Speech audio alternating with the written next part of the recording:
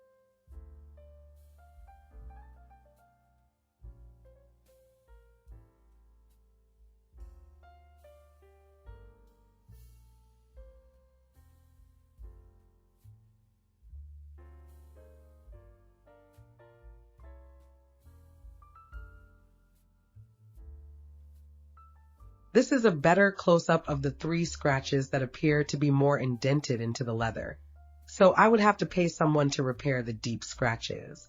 Unfortunately, I will be returning this beautiful bag to the Coach store and picking one out in the store to make sure there are no defects. I contacted Coach customer care and they offered me 10% off. I declined. They said to take it back to the store. I'm not giving up on Coach. I still love the brand. But after 2 online orders arriving with cosmetic issues, I think I'll be shopping more in-store from now on, so I can inspect the bag before purchasing. Let's get back to the unboxing because this is still such a gorgeous bag, and I really want to keep it. Also, let me know in the comments if this has happened to you, or if you are enjoying your Elodie Coach bag.